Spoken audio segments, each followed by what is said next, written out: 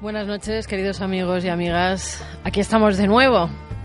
Yo, Carmen Porter, y mi técnico, que ya sabéis quién es, Iker Jiménez. Cada semana vamos a intentar traer a este programa, a Carmen Connection, la actualidad más puntera desde todas las partes del mundo. Y lo cierto es que todas las semanas tengo que descartar un montón de noticias porque la realidad es que hay de todo, no solamente en nuestro país, sino también en otros lugares donde tenemos amigos que nos hacen llegar las voces desde el otro lado del charco. Lo entenderéis enseguida porque la primera noticia nos va a llevar fuera de España. Lo cierto es que aquí en nuestro país son días tumultuosos, ¿verdad? Días en los que pasa absolutamente de todo. Manifestaciones, desapariciones extrañísimas de niños, de mujeres en una misma localidad. ¿Qué está pasando? ¿Qué pasa en nuestro mundo? Como comprenderéis, hay 1000 cosas que contar y este va a ser nuestro pequeño recinto donde dar voz a algunas de ellas. Esta noche tendremos no solamente la más pura actualidad, sino también recordaremos algunos sucesos, algunos aniversarios de cosas muy duras. La verdad es que se acerca un aniversario este fin de semana que nunca habríamos querido vivir. Madrid en esa época se quedaba triste, se quedaba solo. Me refiero al 11M. Voces que nunca habían hablado, con sucesos que nunca se habían contado. Aquí lo vamos a hacer. Otros nos llevarán a Estados Unidos, donde también murieron muchas personas a causa de esos mal llamados dioses sectarios. Gente que sigue ciegamente a una persona creyendo que es su Dios, que es la persona que los va a salvar del apocalipsis de la Tierra. En fin, un montón de cosas, incluso algunas filmaciones y algunos audios de supuestos objetos volantes no identificados que están dando muchísimo que hablar y que han hecho abrir investigaciones tremendas en la Fuerza Aérea estadounidense. Pero si queréis, empezamos ya yéndonos a Argentina. Esta primera historia, por extraña, lo tiene absolutamente todo. Chico de la curva, en este caso, fantasma, testigos, cementerio, unos extraños sucesos en una carretera y también unas huellas que deja algo o alguien. Ya digo que cuando a mí me llegaba la noticia no me lo podía creer porque contenía absolutamente de todo. Incluso al principio pensé que no podía ser, que tenía que ser una leyenda urbana y que incluso el testigo pues se lo habían inventado. Pero no era así. Enseguida nuestro amigo en el otro lado del charco, en Argentina, Fernando Silva Hildebrand, que ya sabéis que es nuestra voz allí, pues nos ponía sobre la pista e incluso lograba hablar con el protagonista. Así que nos vamos hasta Argentina, Santa Fe, con Fernando, que ya nos cuenta todo. Buenas noches, Carmen Porter e Iker Jiménez en los controles. Es una alegría estar en este nuevo ciclo Carmen Connection para traerles una crónica de lo sucedido hace muy poquitos días, exactamente el lunes 26 de febrero a las 8:29 de la mañana aquí en Argentina. Lo que ya se conoce como el caso de Pedro Peirone o del pasajero paranormal ha tomado la web a una velocidad increíble. Esto sucede entre dos localidades vecinas en la provincia de Santa Fe, Arteaga y San José de la Esquina. Son apenas unos pocos kilómetros, pero alcanzan para que se desarrolle una historia que hasta el momento no tiene explicación. Esa mañana y a plena luz del día, Pedro Peirone acude a un pedido de aventón por parte de un muchacho de entre 15 a 17 años. Lo que ocurre a continuación es uno de esos clásicos casos del misterio que conjugan la ruta con lo desconocido. Esto ocurre el día lunes. Él estaba haciendo dedo a la orilla de la ruta. Era un pibe con una vestimenta muy parecida a la vestimenta que usan en una escuela industrial acá en San José de la Esquina. Bueno, paro y él viene corriendo, miro hacia atrás, viene corriendo porque yo tuve que pasarlo un tramito porque no tenía espacio para estacionar. Cuando él sube a la camioneta, sube calladito, no me dice ni buen día, no me dice ni a dónde iba. Ajá. Entonces yo le pregunto, ¿vas a San José? Y él me contesta, no. Yo le voy a decir dónde me bajo. Yo, como creía que iba a estudiar, y ya veía que no iba a estudiar porque a San José no llegaba. Entonces le pregunto, ¿estás estudiando? Y él me contesta, no. Y después fui haciéndole otras preguntas, pero cuando yo le hablaba él no me miraba. Y después le pregunté cuántos años tenía, me dijo 15. Bueno, cuando va faltando unos 500 metros más o menos para llegar a este cruce de camino, él señala con la mano y me dice con la misma palabra, en ese cruce me bajo. Y no habló nunca más, no lo escuché más hablar porque no me dijo ni gracias, ni chao, nada. Y cuando yo llego ahí, estaciono, puse la primera también a la chata para salir rápido apenas él se bajaba de la camioneta. Entonces él se termina de bajar y cierra la puerta, y cuando yo quiero mover la camioneta, que alcanzó a moverse unos 2 metros, la freno porque era un olor intenso a quemado, a goma, a caucho, a cable, no sé qué mezcla de olores. Yo me asusté, en ese momento sí me asusto, pero no por él, porque hasta ahí era todo normal con él. Sí. Me asusto por lo que me estaba pudiendo ocurrir con la camioneta, que podía agarrar fuego, los cables. La dejo en marcha, me bajo, miro el motor, veo que funciona todo con normalidad, sin humo, sin olor, sin nada. Vuelvo adentro de la camioneta. Eso habré demorado 30 segundos, porque fue todo muy rápido, y ya no había muy poquito olor que provenía de la parte de donde estaba él. Entonces empecé a mirar, descubro la alfombra quemada, digo, esto debe ser lo que está quemando, y pongo la mano arriba de la marca que él había hecho, no, estaba totalmente fría, normal. Entonces ahí me bajo de la camioneta y empecé a mirar. Entonces me voy para atrás de la camioneta para ver del lado que se baja él, para ver las pisadas, para ver el rastro para dónde salió. Y no había ninguna pisada, ¿me entendés? Estaba todo parejita, la tierra no se veía, como que nadie bajó de la camioneta, ¿viste? Esa, Carmen, es la base de la historia, pero lo que sucede a continuación quizás sea lo más interesante, ya que Pedro Peirone se dirige a la policía y realiza una exposición policial que motiva que una jueza de la zona pida información sobre menores desaparecidos o ausentes de su domicilio. Al mismo tiempo se dirige al canal de cable y habla con el periodista y camarógrafo Omar Llanos, quien es el primero que le hace una entrevista. Hablamos con él porque al día siguiente se dirigieron a la comuna de Arteaga para hablar con el intendente y pedir autorización para ver las cámaras de seguridad, y esto es lo que salió. Ahí está la chata, pasa y Pedro dice, sí, bueno, ahí estoy llegando yo. Termina la filmación porque la cámara está fija, pasa la chata y dice, bueno, yo ahí comencé a detenerme porque ya el chico me había hecho dedo. Entonces ahora tendremos que ver que el chico venga corriendo a subirse a la chata.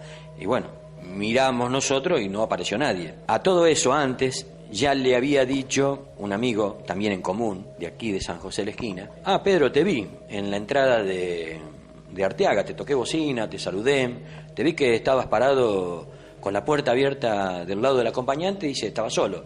No, estaba cargando una persona. Sí, estaba solo, yo te vi, yo pasé con mi hijo y te vi solo. Cuando fuimos a ver las imágenes, que Peirone refiere que la chata para levantar a la persona, se ve ahí nomás al segundo que pasa el amigo que lo vio, se ve todo. Entonces, cuando José Levi pasó, él decía, ahí ya estaba subiendo el chico, y el chico nosotros en las cámaras no lo vimos. En resumidas cuentas, y como para ir terminando este informe, las cámaras de seguridad no captan al muchacho cuando tendrían que haberlo hecho. Un detalle para nuestros amigos españoles es que aquí en Argentina chata se le dice a las camionetas, por eso repiten tanto esta palabra chata, porque son todas camionetas. Se trata de un ambiente rural donde estas personas no tienen absolutamente nada que ganar y mucho que perder dentro de estas pequeñas sociedades narrando estas historias. Claro, el caso queda como una pregunta abierta. Hoy por hoy la alfombra de la camioneta supuestamente quemada la tiene la policía científica de la provincia de Santa Fe, que está realizando una investigación del hecho. Ya sabremos cuáles son los resultados, pero viendo bien estas fotografías, también uno podría pensar que se trata de simples manchas de brea. Quizás un obrero de la construcción con los pies manchados con brea se subió a la camioneta desde un ángulo que la cámara no podía captar, dejó estas marcas en la alfombra y se trata todo de una tremenda confusión. Pero en contra tenemos los dichos de Peirone, los testigos que lo vieron detenido con la puerta del acompañante abierta pero absolutamente solo, y sobre todo la sensación del testigo que hoy por hoy piensa que transportó algo que no era humano.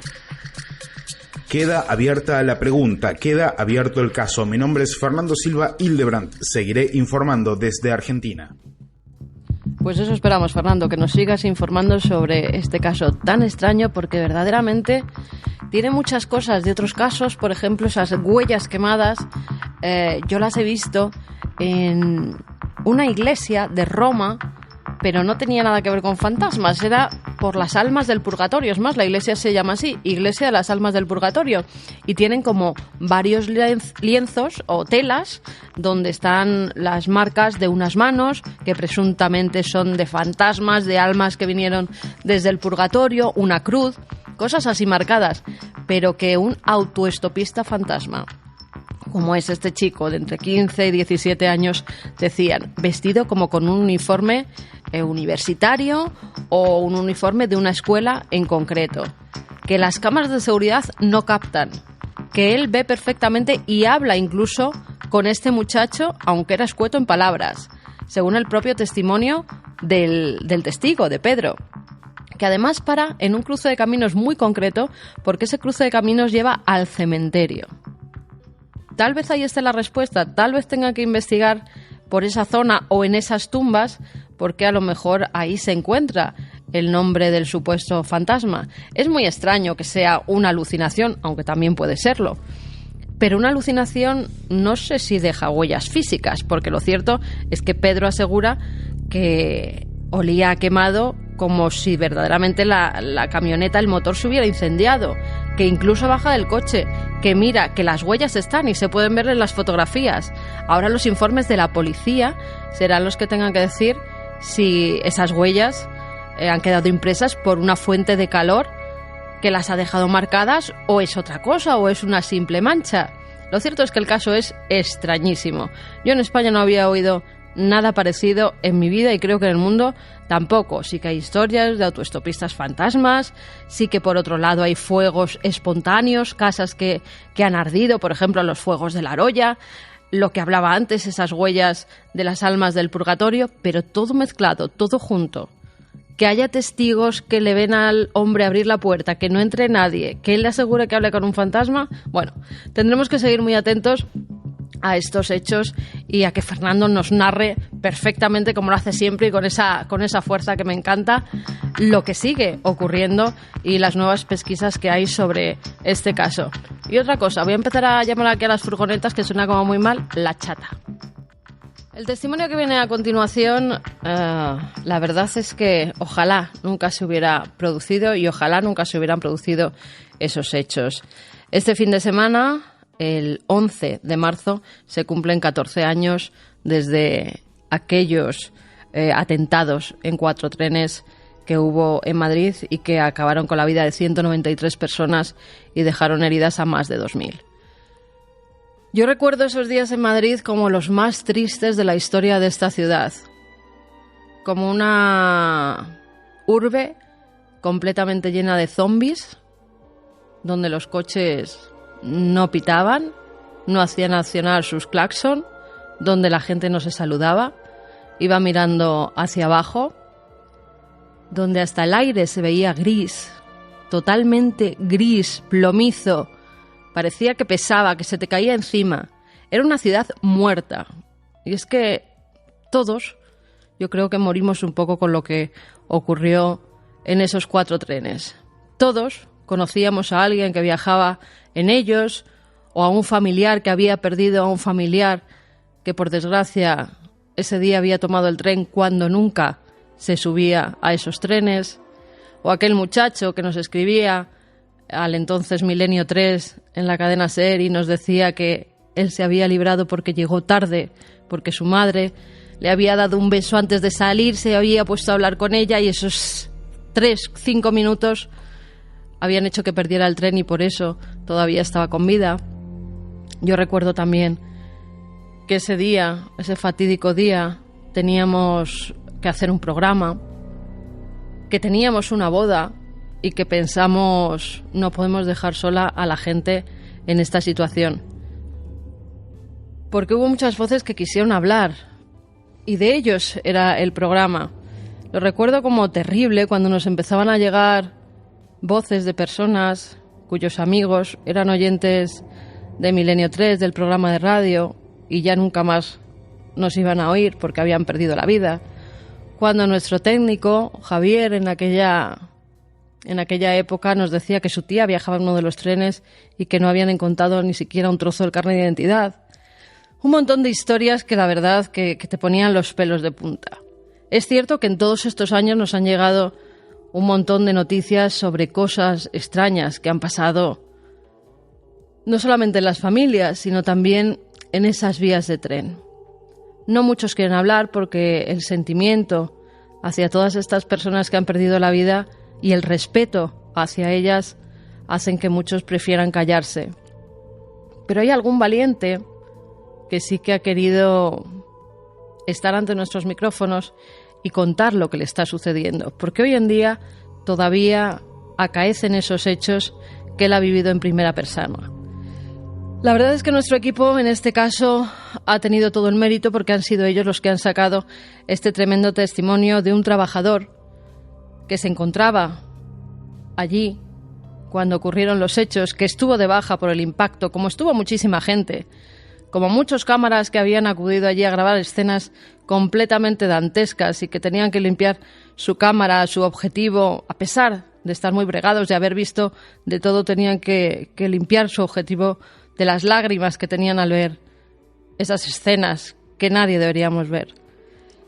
Lo cierto es que esta persona se ha abierto, ha dicho que él quería contar lo que está sucediendo porque es verdad y así también aliviar un poco, ¿no?, su malestar, aliviar su alma porque cree que está viviendo fenómenos extraños que tienen que ver con esos tremendos atentados. Nosotros, con todo el respeto del mundo, sobre todo hacia esas familias que perdieron a su gente, a sus seres queridos en esos trenes, lo vamos a hacer con todo el sentimiento porque de verdad que lo primero son ellos y a quien hay que tener en cuenta es a las víctimas, no a los terroristas, no a los asesinos, sino a las personas que han perdido a sus seres queridos y que tienen que vivir toda la vida ya con ello. Vamos a dividir el testimonio en varias partes para que él mismo nos vaya narrando qué es lo que ocurre un día cualquiera cuando él se acerca a hacer su trabajo. Pues consiste en el mantenimiento de trenes de cercanías en Madrid. Yo en ese tiempo no estaba trabajando, estaba de baja laboral, pero cuando ya me incorporé al trabajo, había trenes en los que yo entraba que me sentía mal, me sentía como una especie de... El cuerpo me sentía como muy revuelto, incluso la boca me salía como hierro, me sentía como muy mal. Y con posterioridad ya fueron ocurriendo fenómenos que yo sepa solamente me han ocurrido a mí, no he preguntado, pero tampoco he oído decir que haya ocurrido algo. En un primer momento, como muchos y sabiendo además lo que ha pasado, quien no ha ido a Atocha, ¿no?, y le ha entrado un escalofrío, sobre todo en los primeros meses después, o gente que no quería ni acercarse a esa estación por lo que suponía, ¿no?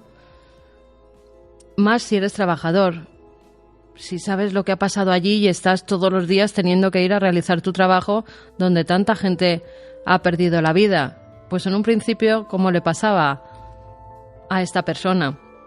Bueno, pueden ser sensaciones, ¿no?, que de repente te encuentres mal por el mismo cerebro que te dice y que te recuerda, te rememora lo que ha ocurrido aquí.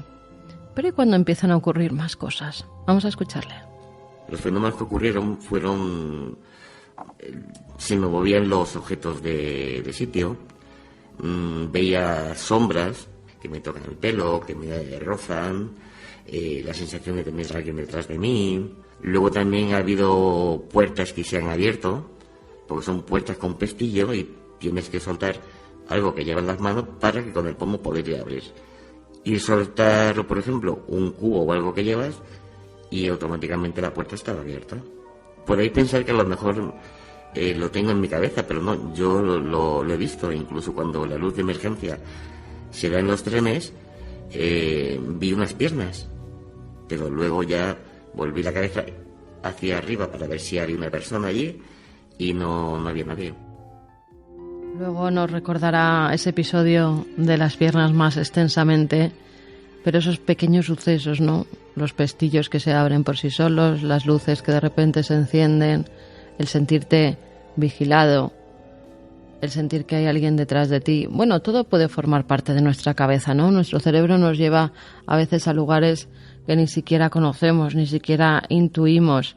Y claro, cuando alguien empieza a vivir fenómenos así, en un lugar donde ha ocurrido algo tan gordo, prefiere guardárselo para sí, porque lo primero que van a hacer es tomarle por un loco.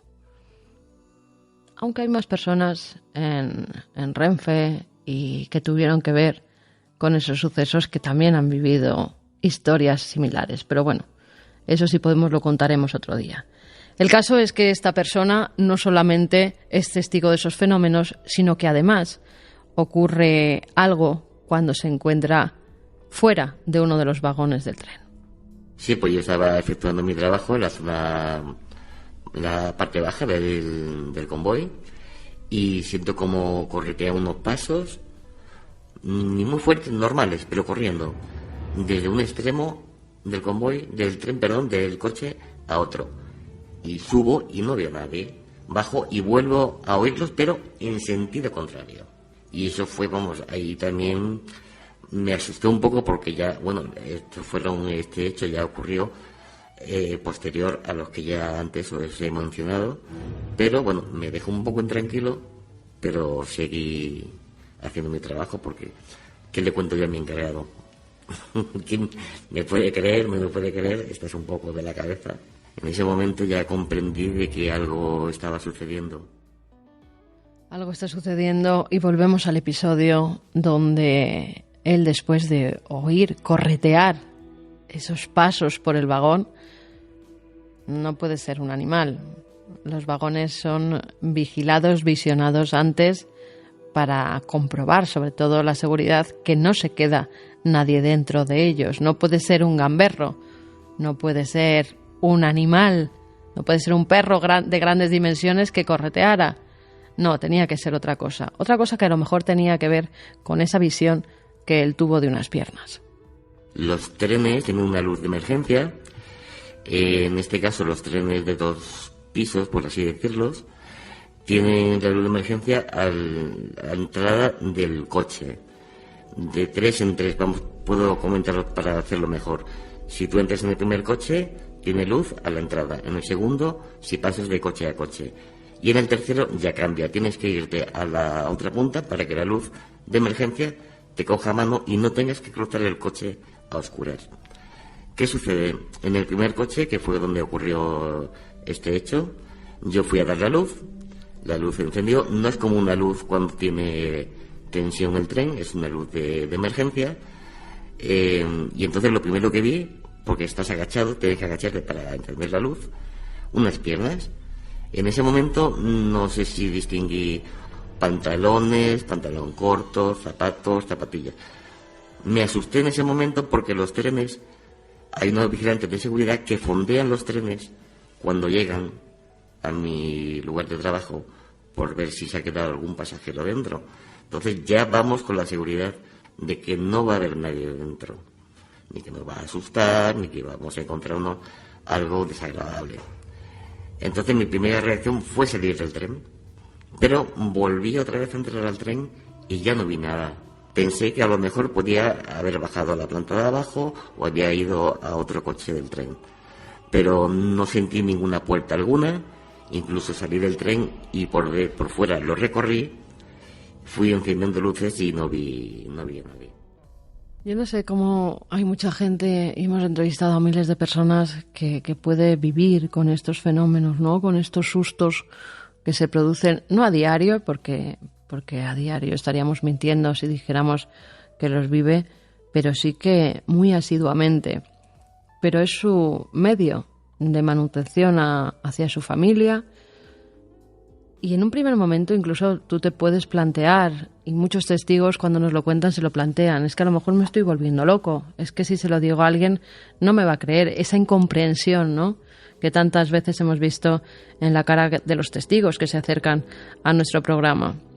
Pero cuando ya esos supuestos fenómenos no son solo visuales, sino también auditivos, aparte de esos pasos que escuchaba, cuando empieza a oír voces, ¿cómo se lo toma esta persona? Otro día llegó ese mismo tren y oí una voz que decía, mamá, como no sé si era entre preguntando o exclamando, muy rara. Y claro, ahí también me asusté un poco y di por hecho de que a lo mejor podía ser estas cosas que me han ido sucediendo, como este hecho de las piernas. Intenté no cogerle miedo, puesto que ¿qué vas a decir a un encargado? Oye, he oído voces en un tren que no hay nadie, he visto unas piernas donde supuestamente no hay nadie. Entonces yo durante el 2011, a finales, que fue cuando me incorporé al trabajo, hasta hoy 2017, nadie sabe nada, solamente un amigo mío, y los hechos vienen ocurriendo igualmente, no con asiduidad, esporádicamente. Trato de no cogerle miedo y nada más. No sé si hay algo o alguien o no sé.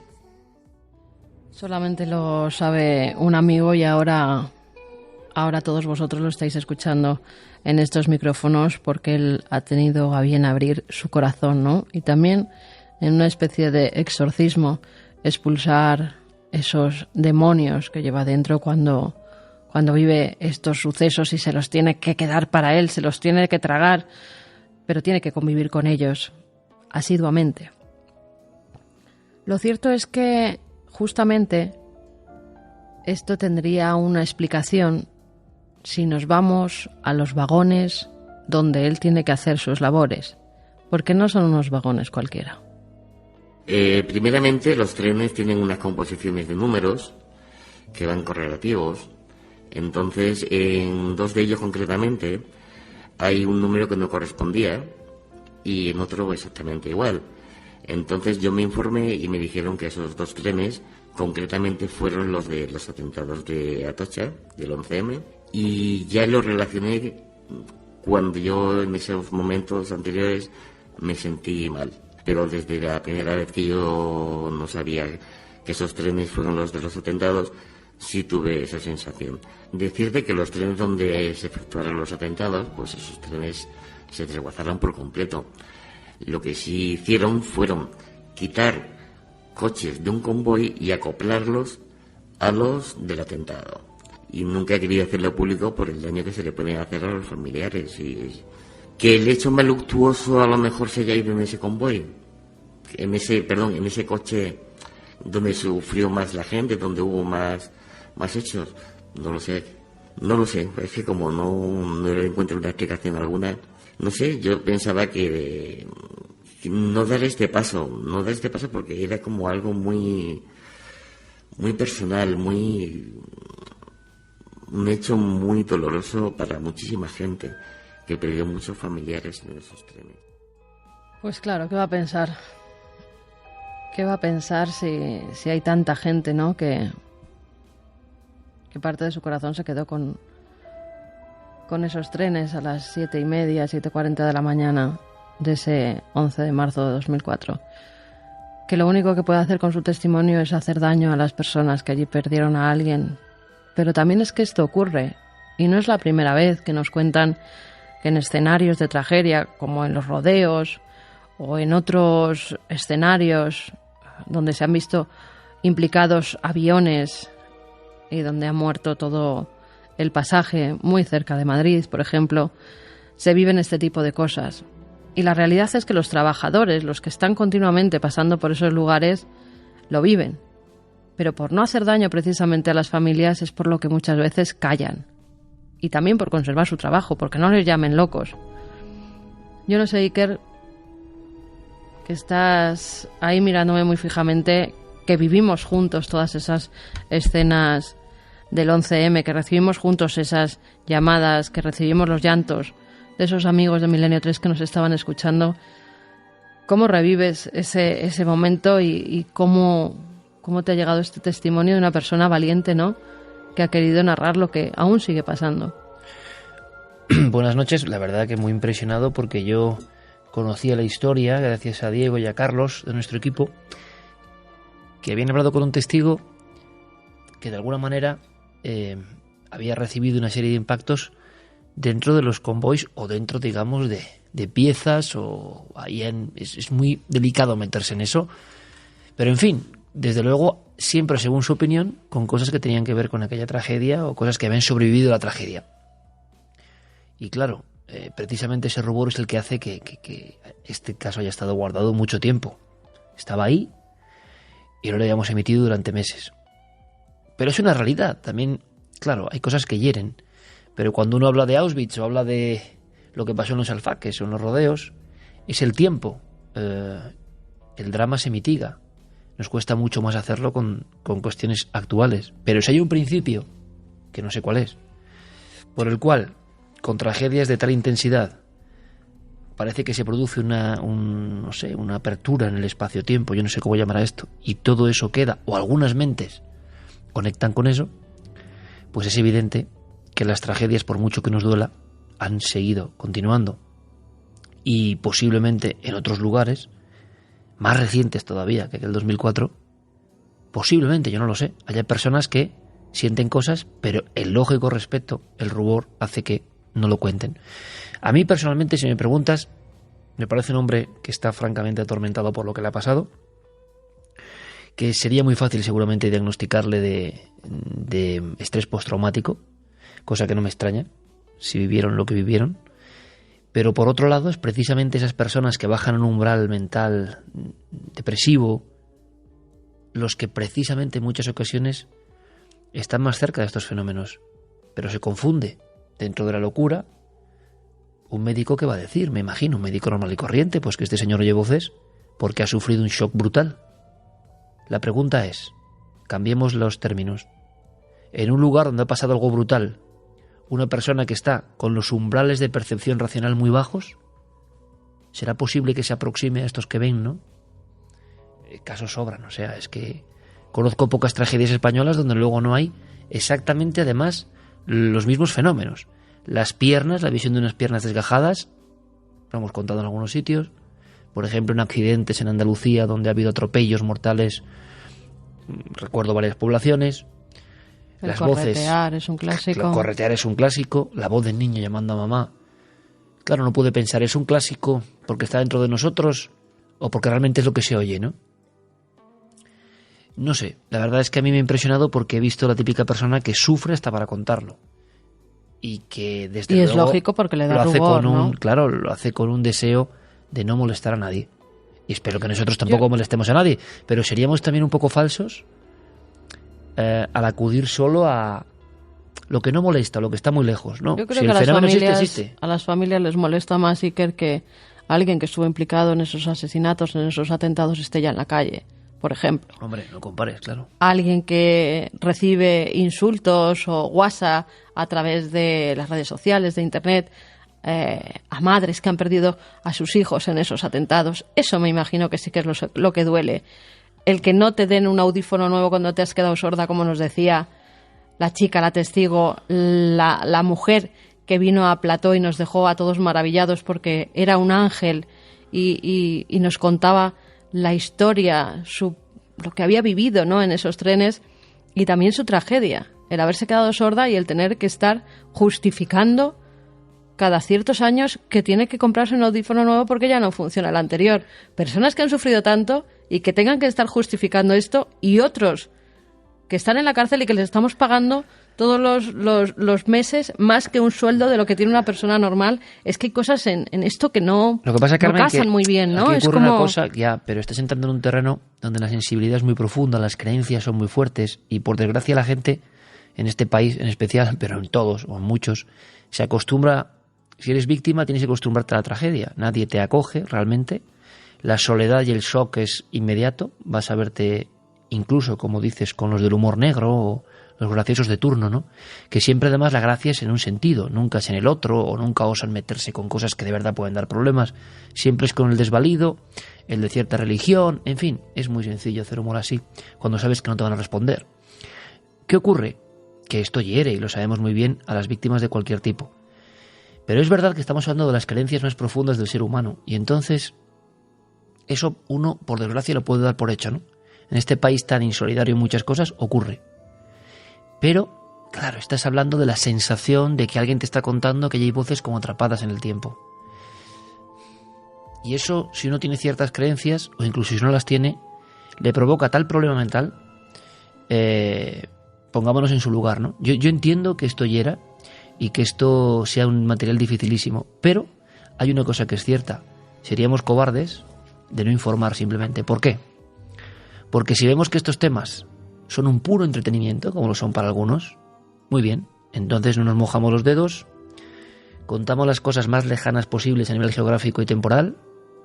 ¡Oh, qué historia de miedo, qué bonito! ¡Qué ratito hemos pasado! Ahora, amigo, si tú crees que ese mecanismo ocurre, como yo creo que pasa, no sé qué es, pero pasa, nada es ajeno a ese fenómeno. Puede pasar en un crimen que ha pasado antes de ayer. Hombre, pero ¿cómo vas a contar esto que...? Bueno, entonces somos hipócritas, porque es la realidad. Ese mecanismo se está dando, y si el público quiere pasar un mal rato símil, ver una película de terror, oye, le das cualquier ubicación, no se da nombre, o se lo inventan, y pasa un rato de escalofrío. Ahora, si vamos a la filosofía de estos temas, es que esto pasa, esto se queda, y se queda en cosas y en casos que nos hacen mucho daño, y que nos puede pasar a cualquiera, ¿eh? Entonces, claro... Sí, claro que hace daño.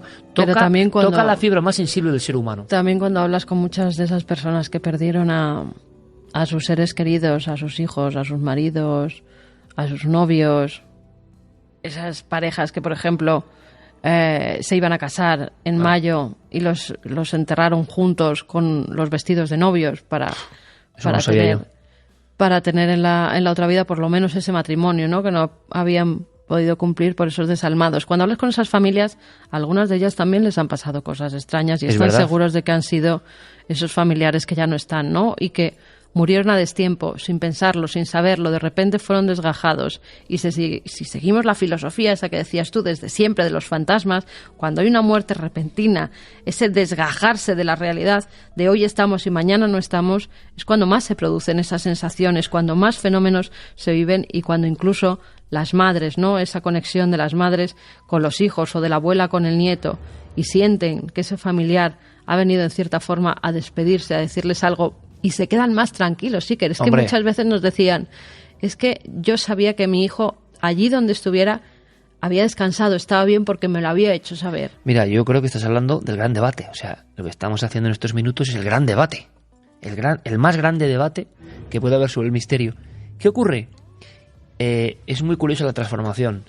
Si nos quedamos solo en la superficie, es decir, en el paso mal rato porque es parte del entretenimiento, la gente quiere casos horrendos que den miedo. Esto ha ocurrido siempre, no ahora, ¿eh? La gente leía los folletines porque le daba una impresión tremenda. La gente seguía las crónicas de lo que hacía Jack el Destripador en la Inglaterra victoriana, casi como poniendo una barrera con la realidad, ¿no? Lo veían como una novela y no, las mujeres estaban muriendo de verdad. Es como una autodefensa. Ahora, si como dices tú, vamos al meollo, eso pasa. ¿Qué se puede hacer? Pues yo comentaría, y un día lo puedes invitar, fíjate, alguien que tuvo yo creo que una aproximación muy buena en este sentido. Pues nos da miedo el fantasma, ¿de acuerdo? A mí me da mucho más miedo el vivo, desde luego, porque irrumpe en nuestro mundo y no sabemos qué es. Pero un niño que dice mamá, ¿cómo va a dar miedo? Un niño que pregunta por su mamá, ¿cómo va a dar miedo? Claro, rompe los esquemas de la lógica, entonces nos da miedo. Pero muchas personas, sobre todo con ciertas creencias, pueden pensar que reciben señales en sus casas después de una tragedia de este tipo tienen todo el derecho a imaginar, que se han convertido en entidades protectoras, vigilantes. A mí eso me parece maravilloso. Alguien dirá, qué ingenuidad. Bueno, Javier Pérez Campos, por ejemplo, hizo, tú lo sabes, un trabajo extraordinario en Los Otros, y le pasó una cosa que yo no sé si quiere que cuente o no, pero le voy a contar. Y es que él tenía, fíjate, se produjo una... Yo seguí de cerca el proceso de ese libro, que es un libro magnífico, porque empezó con esa filosofía que todos en el fondo hemos tenido como periodistas de el informe de impacto, porque nos encanta saber de casos que rompen las... Pero de pronto, por una serie de 2 o 3 casos, se quedó la historia como diciendo, es que, ojo, muchas de estas apariciones de Los Otros son un bálsamo para las familias, ayudan. ¿Por qué miedo? Y en mitad del libro empezó a ver el lado luminoso, porque descendió unos peldaños que casi nadie desciende en esta cultura del entretenimiento macabro. ¿Y qué ocurrió? Que está preparando ahora o está trabajando en entidades que ayudan de alguna manera. Es que es una realidad tremenda. A veces el testigo no se aproxima más porque da miedo, es normal. Pero a lo mejor estos seres que se aparecen, hay casos de seres que yo no conozco muchos, desde luego, que hayan hecho daño. O hay muchos más casos que han dado una clave, han dado un dato, han dado una tranquilidad. Yo creo que Los Otros no son ni una décima parte de malos que los no otros, o sea, los que con los que convivimos muchas veces. Miedo al humano, ¿no? Ya lo decían las abuelas. Siempre. No a los otros, no al que ya no está. Miedo al humano. Y con lo que estamos viendo todos los días en las noticias, mucho más. Eso sí que verdaderamente da miedo. Venga, a ver, haz de técnico y cámbiame de registro, que nos vamos con los ovnis. Vamos para allá. Esta música bien podría servir para ver una nave nodriza, ¿verdad? Que está aterrizando o que está soltando esas pequeñas navecitas de investigación que vienen a explorar la Tierra. Pues no sé si es una nave nodriza o no, lo cierto es que hace unos días salía a la luz toda una investigación sobre unos sucesos acaecidos en los cielos de Oregón hace unos meses, el 25 de octubre del año pasado, del 2017, en el que hay implicados varios aviones comerciales cargados de pasajeros que sobrevolaban la zona, que tuvieron que aterrizar algunos en aeropuertos cercanos porque había un objeto volante no identificado por encima de ellos que no sabían cuáles eran sus intenciones. Los testigos afirman que entre la frontera entre California y Oregón, más o menos a las 4:30 post-meridian, así viene en los informes, empiezan a observar un objeto volante gigantesco, blanco, sin ningún tipo de matrícula, por llamarlo de algún modo, identificación, como tienen todos los aviones. Hace movimientos muy extraños, va en una dirección que es sudoeste y cambia de repente rápidamente hacia dirección norte sin saber cómo ni por qué. Los pilotos, como ocurre en estos casos, de diferentes compañías, con diferentes trayectos, empiezan a informar a torre de control. Y esas grabaciones son las que ahora vais a escuchar. Oye, ¿estás viendo ese objetivo al sur de la frontera? Ese código 0027 moviéndose muy rápido a 37.000 pies. Vaya, mira esa cosa. Es de locos. ¿No tienes ningún dato sobre él? No tengo nada. Bueno, echaremos un vistazo. ¿Puede ser el Western 1698? No, el Western 1698 está sobre 370 y este tío está a 50 millas al norte. Lo sigo viendo, qué locura. Ya, voy a informar sobre ello. Gracias. Los pilotos desde sus distintas cabinas lo ven perfectamente. En ocasiones parece que aumenta la altitud. Está siempre entre 35.000 y 40.000 pies. Sube y baja muy rápidamente. Tiene una velocidad, según afirmaban los testigos, endiablada. No ven muy nítidamente la forma. Es más, en algún momento hablan de una especie de nebulosa blanca porque no saben lo que es y en algunos radares ni siquiera aparece. Aquí el United 612. Hay una especie de mancha blanca ahí fuera. Quiero decir, podemos verlo, pero no tenemos identificación. Simplemente está ahí. 612, ¿puede estimar la altitud? Parece que está a unos 400 o 500 pies por encima de nosotros. United 612, ¿puede darme más información? Un par de datos, si todavía tiene esa aeronave a la vista. ¿Velocidad relativa con respecto a usted? Todavía lo veo, así que debe estar volando exactamente a la misma velocidad que nosotros. Va en rumbo ligeramente hacia el este.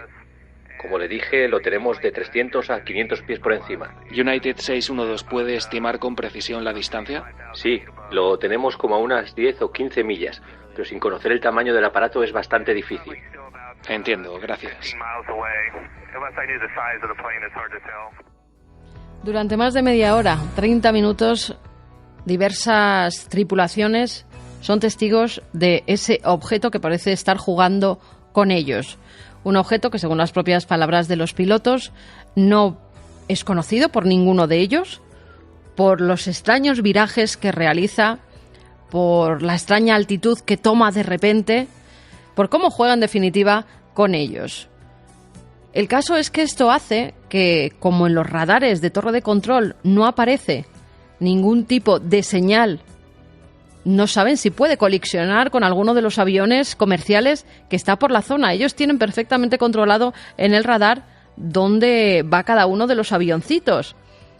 Pero claro, cuando hay un eco, como ellos llaman, desconocido, que no saben si va en son de paz o en son de guerra, si es incluso, como se apuntó en un principio, un avión que pudiera llevar droga, por ejemplo, que se camuflan, pero todavía de día, porque era de día, entre aviones comerciales, ¿se la van a jugar de ese modo?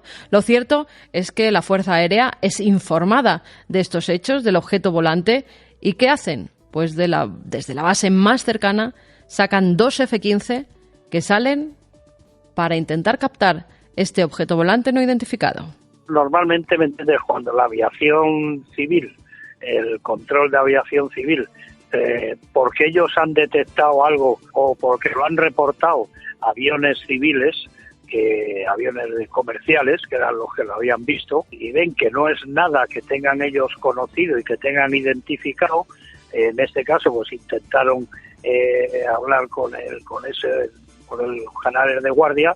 Entonces pues la aviación civil de la FAA americana decide avisarlo a la aviación militar, primero para ver si lo detectan con el radar primario, que ya la gente sabe lo que es el primario y el secundario, y parece ser que en el primario sí vieron algo y fue lo que les llevó a dar un scramble para que saliesen aviones de una base cercana de defensa aérea que hay allí en Portland. Entonces salieron 2 F-15, pero estos ya no habían detectado nada en el radar primario y ni en el radar de los aviones de caza, ni visualmente pudieron ver nada. En el caso del mío tampoco lo veían en el radar primario ni en el secundario, pero lo tenían a la vista y yo pues sí lo pude ver lo que allí había sobre Valencia. El coronel Fernando Cámara, que como siempre acudimos a él cuando se trata del fenómeno ovni, ¿no? Porque él sí que los vio, sí que los tuvo enfrente, sí que pudo vivir ese sentimiento de enfrentarse a lo desconocido en primera persona. Los F-15 son aviones muy preparados, de última generación, tienen unos radares muy potentes que captan cualquier cosa y en esos radares no aparecía. Ellos visualmente no tienen contacto con el objeto, parece que ha desaparecido, es más, siguen con torre de control algunas conexiones, algunas comunicaciones en las que se dice, bueno, parece que esos, así se refieren a ellos, se han disuelto, no querían que les viéramos, se han vuelto invisibles. Bueno, esa tecnología es capaz de volverse invisibles ante los ojos de aquel que le puede hacer daño, de aquel que lleva el material, el misil que puede acabar con él. ¿Son capaces, si es que vienen de otros planetas, de tener esa capa de invisibilidad? Fernando Cámara, como siempre, nos cuenta, y ya lo ha hecho en innumerables ocasiones, lo que es un radar primario, un radar secundario, y también nos dice lo que es un transpondedor. Transpondedor llevan todos los aviones civiles y los aviones militares, que es precisamente lo que hace que seas un avión conocido, que seas una cosa conocida. Cuando no hay transpondedor es o porque lo llevas apagado, que lo puedes llevar apagado, ¿entiendes? O bien porque son estos que naturalmente pues no van a su aire, digamos. Entonces el transpondedor es sinónimo, o sea, cualquier avión que esté haciendo pruebas o por ahí en la zona del área 51 o por ahí en Nellis, todos esos van con su transpondedor y con sus modos, que unos son codificados, pues para el modo 2, que es el de avión de militar, o los aviones civiles, van todos y están todos identificados, ¿sabes? Me encanta el coronel Fernando Cámara cuando se refiere a... Es que esos hacen lo que quieren, cuando quieren. Esos, los extraterrestres, claro. Bueno, se está investigando este caso porque todavía a día de hoy no se ha recibido una respuesta certera de qué pudo suceder. Lo cierto es que algo sobrevoló los cielos de Oregón ese 25 de octubre, que fueron muchas las personas que fueron testigos de cómo esa especie de nebulosa, objeto blanco, no se sabe muy bien las dimensiones, que viajaba a una velocidad endiablada y que jugaba con ellos, pues no se sabe muy bien hoy en día lo que es. Incluso se ha hablado de aviones experimentales de Estados Unidos. Pero claro, desde las fuerzas aéreas decían, bueno, un poco extraño, ¿no? En una vía comercial, a plena luz del día, si son aviones que están experimentando con ellos y que en teoría son secretos, pues dejarían de ser secretos. Así que descartan esa posibilidad. Y nos vamos a hablar de otro aniversario. En este caso ha ocurrido hace unos días. Diego Marañón, cuando le ponía sobre la pista de esa fecha marcada en el calendario, me decía, sí, yo hago la crónica porque ese caso marcó a muchas personas y muchos lo recordarán. Una fecha en la que un líder sectario, una persona maligna, llevó a la muerte a un montón de mujeres, hombres y niños. Si os digo la palabra guaco, enseguida sabréis de qué estamos hablando. Pero Diego Marañón ha hecho una crónica tremenda de todo lo que sucedió en esas horas y de cómo marcó a toda una generación, a toda una sociedad en Estados Unidos. His tongue is the pen of a... So how's God going to talk to me in the latter days? And who's going to bring that book? So there'll be no excuses. Les había prometido el paraíso, pero aquel a quien todos seguían con fe ciega les condujo en cambio a un infierno en llamas, porque el 19 de abril de 1993 el apocalipsis llegó al rancho Monte Carmelo, a las afueras de Waco, en Texas. Hasta 1993 las autoridades habían preferido ignorar la existencia de la secta, una escisión de la Iglesia Adventista del Séptimo Día. Una década antes, David Koresh había tomado el control del grupo tras un tiroteo con George Roden, su líder legítimo. Desde entonces y hasta su personal día del juicio final, invirtió unos $250,000 en armas y se dedicó a acondicionar su rancho como si de una fortaleza se tratara. Así lo justificaba él mismo ante las cámaras. Usted sabe que actualmente la legislación de este país quiere prohibir todas las armas. El que tengamos o no armas en este lugar no es de la incumbencia de nadie. La tenencia de armas es un derecho de los americanos. La militarización de los davidianos puso en estado de alerta a las autoridades, pero también lo hizo el demencial régimen interno propuesto por su líder. Koresh, cuyo nombre real era Vernon Howell, se había autoproclamado como la reencarnación de Jesucristo y se había rodeado de mujeres de todas las edades, incluyendo un nutrido grupo de menores que no solo mantenían relaciones sexuales con él, sino que se encargaban de engendrar hijos para ayudar a extender la semilla de la doctrina por todo el mundo. Yo fui una de sus esposas. No era más que una chica soltera y estábamos teniendo niños para Dios. Desafío a toda alma viviente que acepte el cristianismo y que me enseñe los 7 sellos de la revelación. Si no pueden, eso quiere decir que yo soy el Hijo de Dios. El cóctel de depravación sexual y fanatismo religioso termina por resultar insostenible.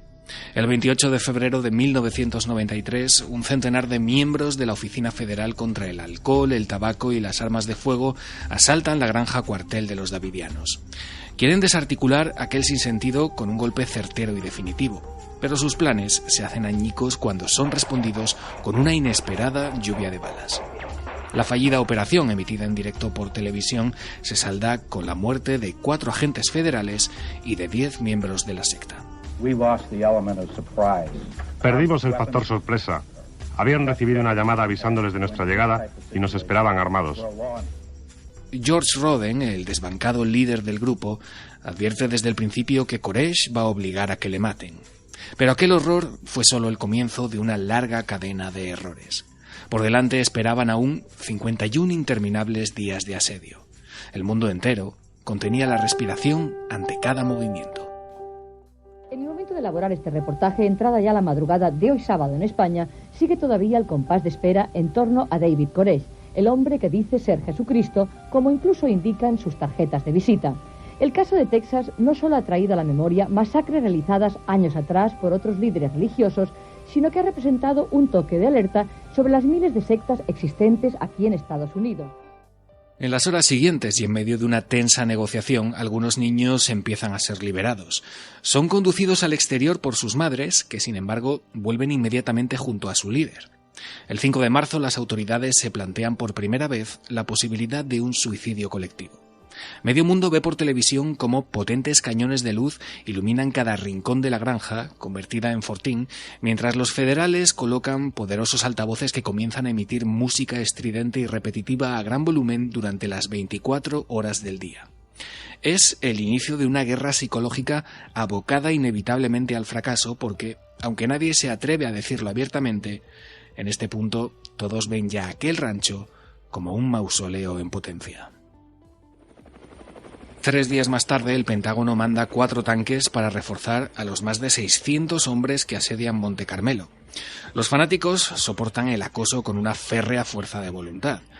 La impotencia policial y el enorme coste económico que supone mantener el contingente en torno al rancho provocan que el 19 de abril de 1993 los federales decidan atacar frontalmente para acabar con un juego del gato y el ratón que ya dura demasiado. La operación, temeraria según casi todos los expertos, tiene el visto bueno de la fiscal general Janet Reno y del presidente Bill Clinton. Durante más de 6 horas, los agentes perforan las paredes de la granja y lanzan gases lacrimógenos en su interior, donde todavía quedan 95 personas. Y entonces, el horror dentro del horror.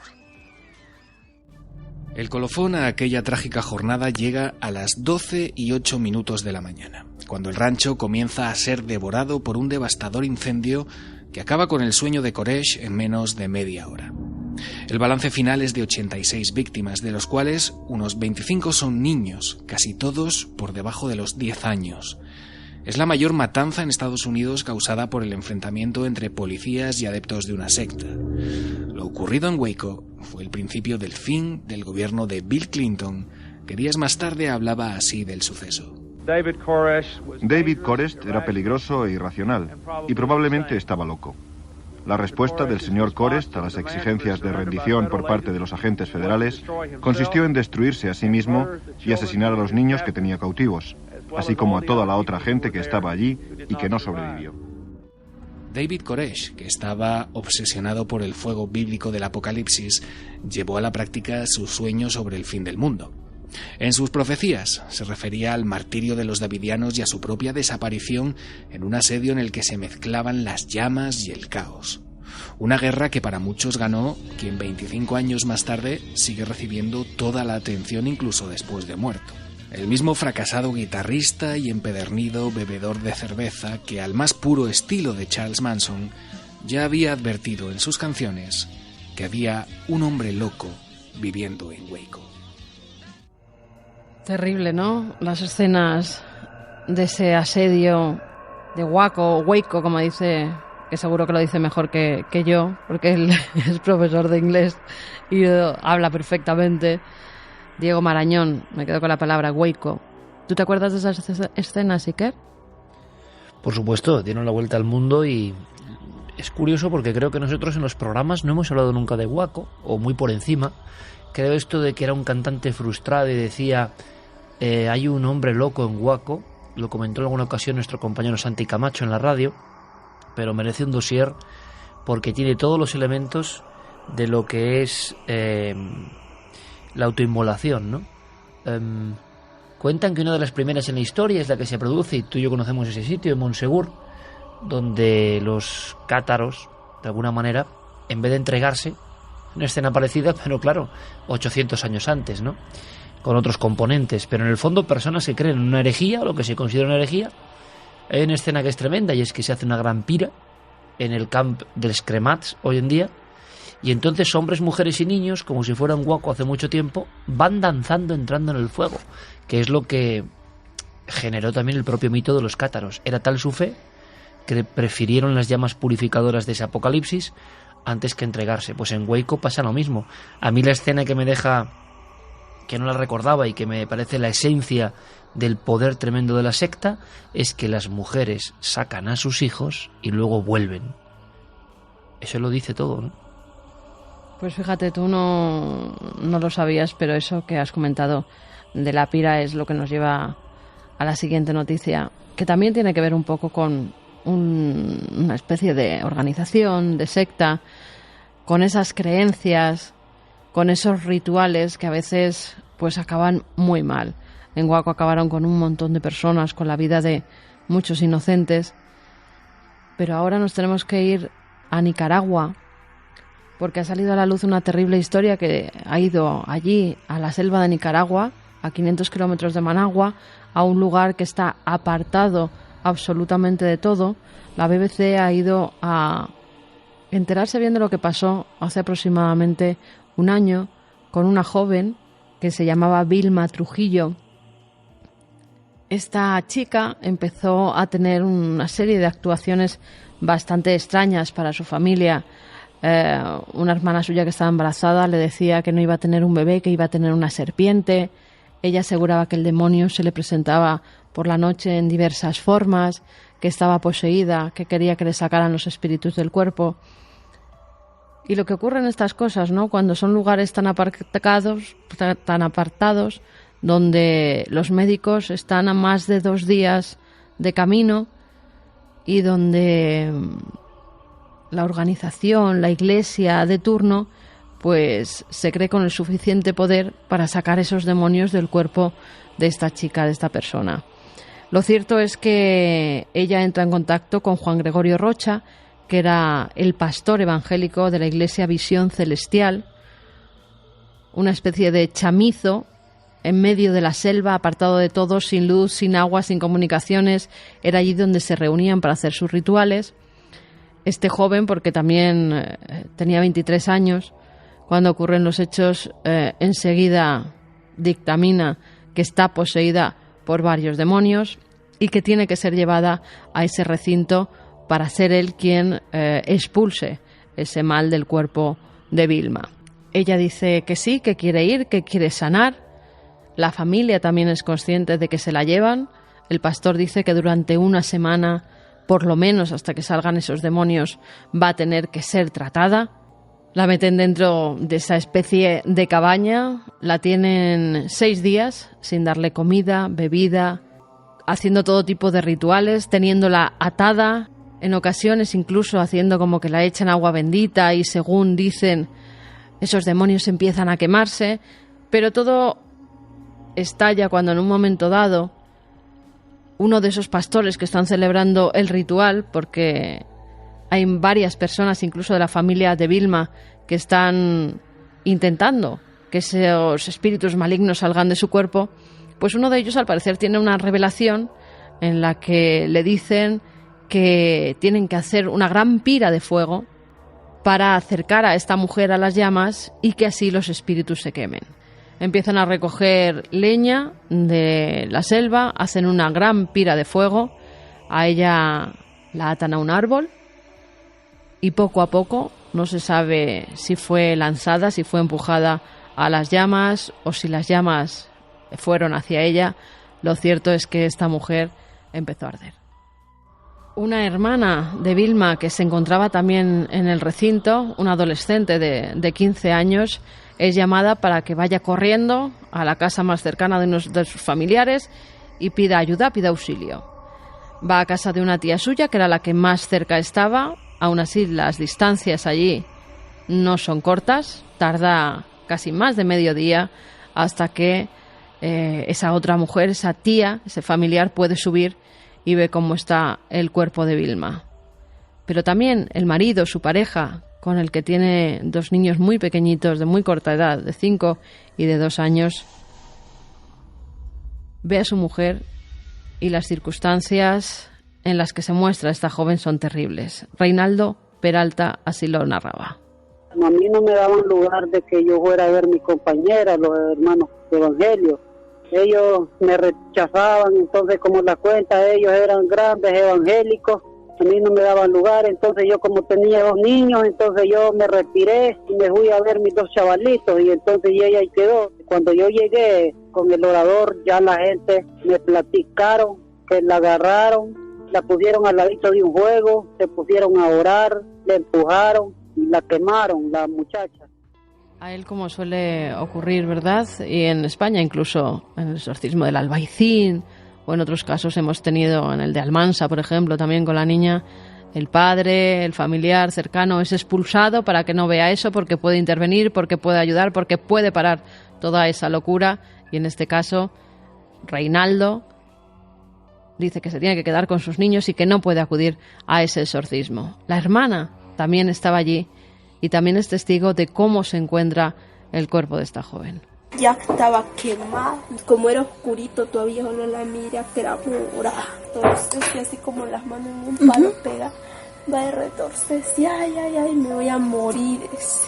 Entonces el pastor alegre, oiga, ya se va a morir porque ya va a resucitar, dice el Señor, cuando ella muera nosotros nomás la metemos para la iglesia. Esa creencia de que después de morir quemada iba a resucitar y entonces iba a estar liberada, iba a formar parte de esa iglesia Visión Celestial. Lo cierto es que cuando los familiares la recogen en ese lugar que se llama el Cortezal y que ya para siempre ha quedado marcado, en ese lugar remoto de la selva, ven que la muchacha tiene quemado el 80% de su cuerpo.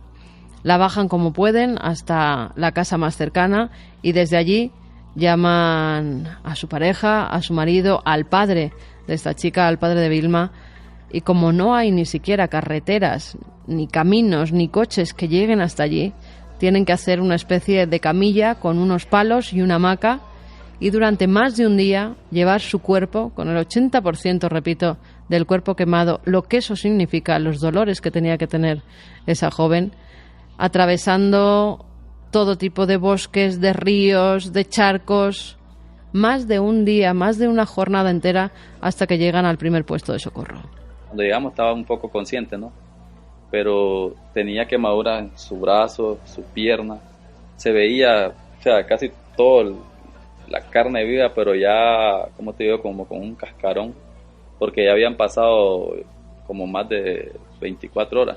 Lo que hicieron los médicos fue, como te digo, la canalizaron, creo. En el momento estaba consciente, pero cuando nosotros veníamos en el camino, yo pensé pues que se nos iba a morir en ese momento, porque de repente ya se quedaba y cerró los ojos y se quedó así, le hablaba a la muchacha, la tocaba, la movía, y me dice la muchacha, apurate, y yo lo quise fue acelerar.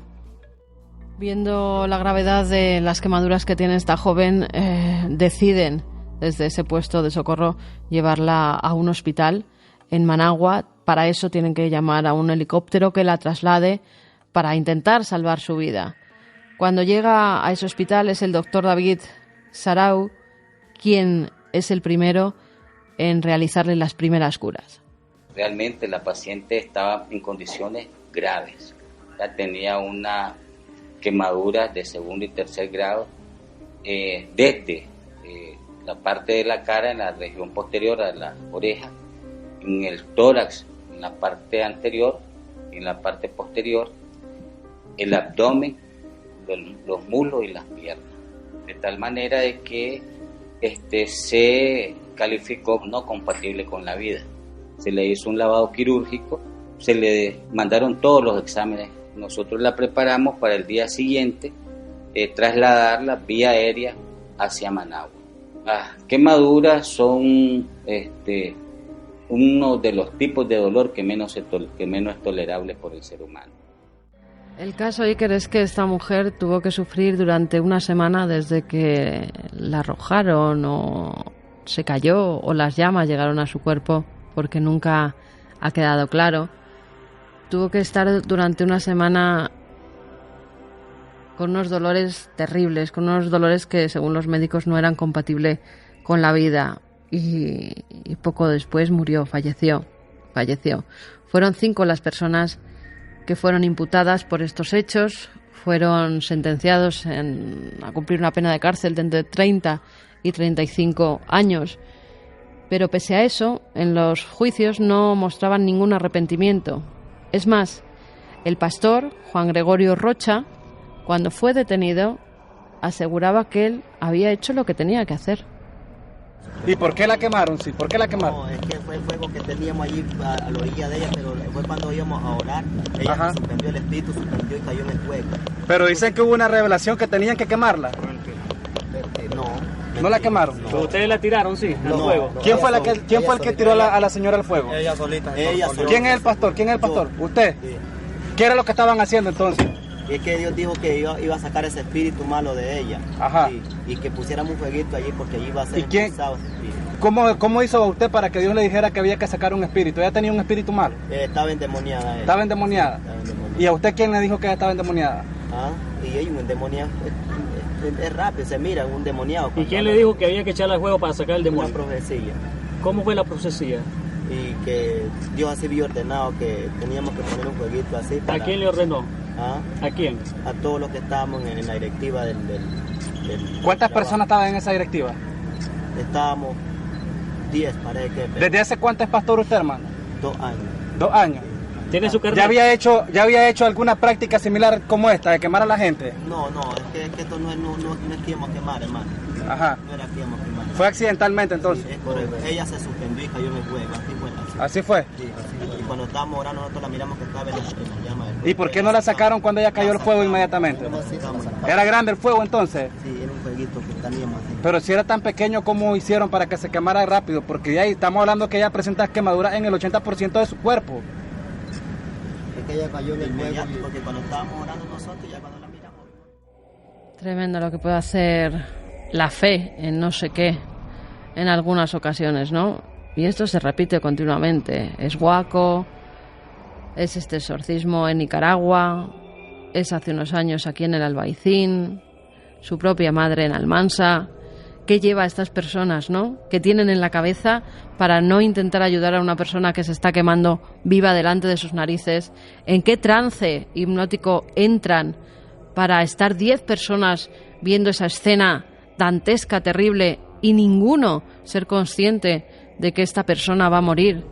De que no son los espíritus los que la alzan para que caiga al fuego, si no fueron ellos mismos los que la lanzaron, claro. Bueno, el programa de hoy la verdad es que ha sido un poco fuertecito. Hemos tenido unos casos tremendos, hemos recordado historias que todavía están a flor de piel por lo cerca que ocurrieron, por las personas que tenemos nexo con aquellos que perdieron a algunos. Hemos tenido también esos objetos volantes no identificados que no dejan nunca de visitarnos. Parece que cuando se dice que ya los ovnis no hacen de las suyas, se ponen en primera plana de los principales periódicos a nivel mundial. Y en definitiva hemos traído toda la actualidad, Iker, que yo creo que esta noche el Retromundo lo vamos a dejar, porque ante estos testimonios tan terribles, ante las escenas que hemos recordado, a mí la verdad no tengo el cuerpo como para estar ahora, ni el cuerpo ni la pierna, que hoy sí que no puedo bailar porque hemos tenido un accidente casero con un patinete que la niña iba volada y ha aterrizado en mi tobillo, con lo cual no tengo como para mucha marcha hoy, parece más una bota hinchada que otra cosa. Así que si quieres lo dejamos para otra semana. El Retromundo ya me sorprenderás en el próximo Carmen Connection. A ver si tocamos temas un poco más luminosos. A mí muchas personas me preguntan, y se preguntan en las redes, entre ellas, por los sonidos, algunas canciones clásicas. Hoy precisamente ha habido mucho material nuevo que nunca se había emitido. Hay algunas Por ejemplo, una parte de la banda sonora de It, la famosa película. Pero si quieres como guiño, no de Retromundo, nos despedimos con una canción clásica para ir recuperando algunas que tuvieron su época y que muchos amigos y muchas amigas persiguen porque les escuchaban en Milenio 3, por ejemplo, y no hay manera de encontrarlas porque algunas son muy raras. Así que para que te animes, aunque no se puede bailar, a ver si, mira, te voy a hacer el... Por lo menos me subirás a la cama en brazos. Sí, mira, te voy a hacer el test, porque hay algunas que son especialmente perseguidas porque no son de autores muy famosos, ¿no? Y sin embargo, los escuchantes, ¿no? Los radioyentes de Milenio 3, durante tantos años las tenían ahí. Y yo en Universo Iker no las he puesto nunca, y en estos programas tampoco. Pero ya verás cómo en cuanto tú lo escuches, es una música muy peculiar, y en cuanto nuestros amigos la escuchen, van a retroceder un poco en el tiempo, porque muchas veces Milenio 3 acababa así o tenía su momento de giro así, que en este programa momento de giro no ha habido mucho porque ha sido un constante acudir a misterios muy profundos, ¿no? No ha habido para mucho descanso, para mucha subida. Pero ya verás, es que hay clásicos que no se olvidan. Si te digo Tembi, ¿te suena de algo o no? Me suena. Te suena de algo, pero ahora mismo no sabes muy bien qué, ¿no? Porque... Me suena que las poníamos bastante a menudo en Milenio 3 durante una época. Es que es una artista, en este caso, absolutamente desconocida, yo creo que a nivel mundial, para los melómanos igual sí. Y yo un día escuché este sonido, ella va como vestida de negro, a veces con trajes como tipo, no sé, parece como un samurái, es una cosa extraña, pero mujer, y toca extraordinariamente, una cosa increíble. Este álbum se llamaba Rebirth, como renacimiento, esta canción en concreto. Así que como hemos hablado de tanta muerte, por desgracia, como hemos hablado de esa pira, hemos hablado de Waco, hemos hablado de lo que se ve en algunos trenes, podemos poner el contrapunto, si te parece, y acabar con una canción que precisamente habla de renacimiento. Ojalá, para tanta gente que ha sufrido, exista un volver a la vida, ¿no?